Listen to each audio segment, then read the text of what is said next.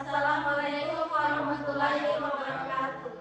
Hai, perkenalkan nama saya Iman Putri Hayati. Saya selaku ketua dari kelompok 4. Nah, di sini kami akan membahas tentang revolusi Indonesia. Sebelum masuk ke materi, teman-teman saya akan memperkenalkan diri. Hai, nama saya Nabil Syadib. Hai, nama saya Maulana Tasya. Hai, nama saya Dewa Prita. Hai, nama saya Muhammad Garis. Baiklah, saya akan mulai dari latar belakangnya. Yang melatar belakangi terjadinya revolusi di Indonesia adalah adanya berbagai pergerakan nasionalis yang bertumbuh besar pada abad 20, yang dimana pula berbagai pergerakan nasionalis tersebut saling menggabungkan diri dalam menuntut kemerdekaan Indonesia dari kolonial Belanda. Kemudian pada tahun 1942, Jepang menginvasi dan menduduki Indonesia, menggantikan Belanda sebagai penjajah baru selama 3,5 tahun. Adapun masa Perang Dunia Kedua menyebabkan kemampuan Jepang untuk mempertahankan penjajahan di Hindia Belanda. Hanya dalam waktu 3 bulan, Jepang berhasil menguasai Sumatera dan berusaha untuk mengambil hati kaum nasionalis dengan menjanjikan kemerdekaan pada Indonesia. Ini menimbulkan lahirnya organisasi-organisasi perjuangan di seluruh negeri. Ketika Jepang berada di ambang kekalahan perang, Belanda kembali untuk merebut kembali bekas koloni mereka. Pada 7 September 1944, Perdana Menteri Jepang Kuniaki Koiso menjanjikan kemerdekaan kepada Indonesia, walaupun tidak menetapkan tanggal resmi. Proklamasi setelah terjadinya kemerdekaan Indonesia. Dibuatlah teks proklamasi yang ditandatangani oleh Wakil Perwakilan Bangsa Indonesia, yaitu Yahya Soekarno dan Muhammad Hatta. Proklamasi ini sampai terjadi yang namanya perbedaan pendapat antara golongan tua dan golongan muda, sampai muncul yang namanya peristiwa Rengas Dengklok. Namun dengan semangat nasionalisme, golongan tua dan golongan muda bisa menyatukan kata sepakat satu kesatuan kebangsaan menjadi kebangsaan Indonesia, muncul yang namanya proklamasi. Itulah bentuk dari perjuangan para pendahulu.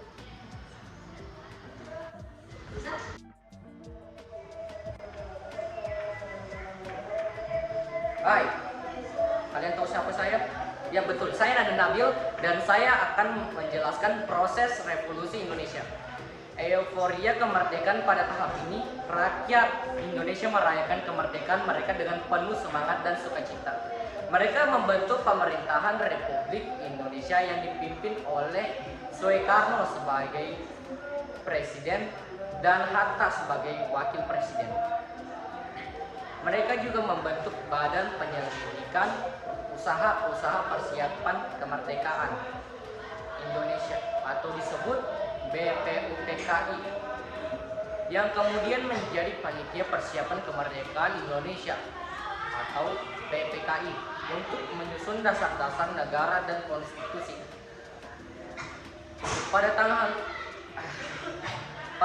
18 Agustus 1945, PPKI mengesahkan Undang-Undang Dasar 1945 sebagai konstitusi sementara Republik Indonesia.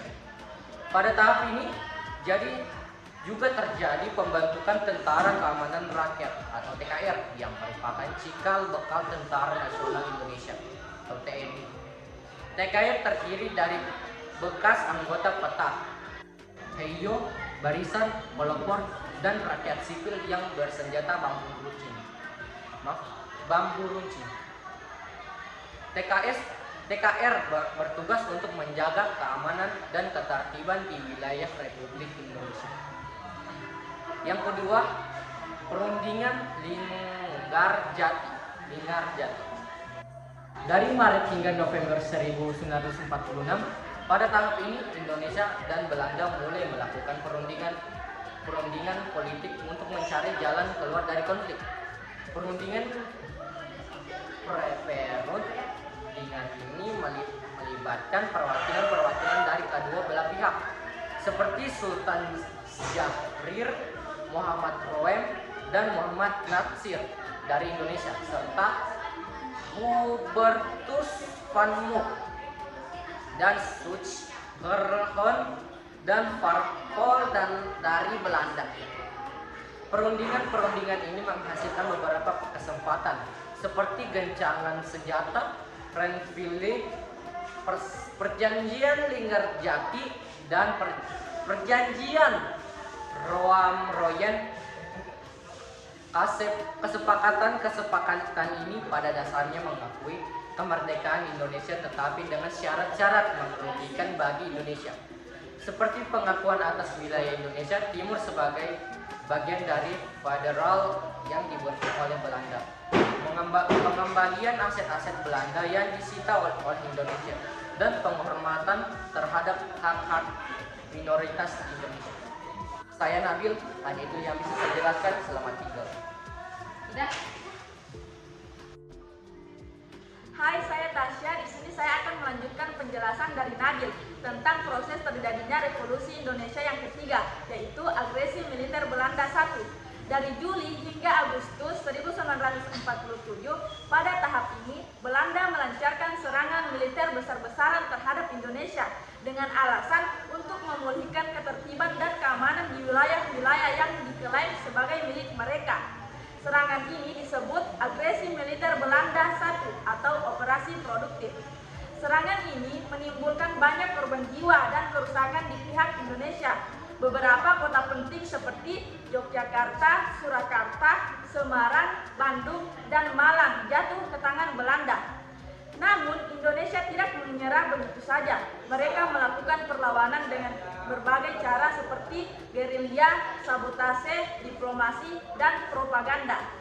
Baiklah, Wemel, apa terakhirnya di bawah ya? Oh, baiklah, hanya itu penjelasan dari saya. Bisa dikasih itu ya? Baiklah, saya akan melanjutkan penjelasan tentang proses revolusi Indonesia. Nah, proses revolusi Indonesia yang keempat yaitu agresi militer Belanda II dari Desember 1948 hingga Januari 1949. Pada tahap ini Belanda kembali melancarkan serangan militer besar-besaran terhadap Indonesia dengan alasan untuk mengakhiri konflik dan membentuk negara federal di Indonesia.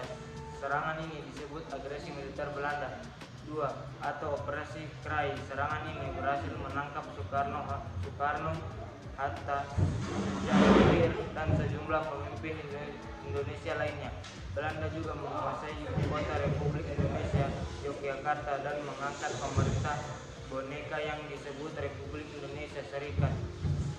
Namun serangan ini juga menimbulkan reaksi keras dari dunia internasional, terutama dari Perserikatan Bangsa-Bangsa PBB yang mengancam tindakan Belanda sebagai pelanggaran hak asasi manusia.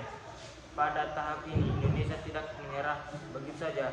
Mereka melakukan perlawanan dengan berbagai cara seperti gerilya, sabotase, diplomasi, dan propaganda. Beberapa tokoh yang berperan penting dalam perlawanan ini antara lain adalah Muhammad Hatta, Sultan Syahrir, Muhammad Natsir, Tan Malaka, Sudirman, Nasution, dan Karyosuwiryo.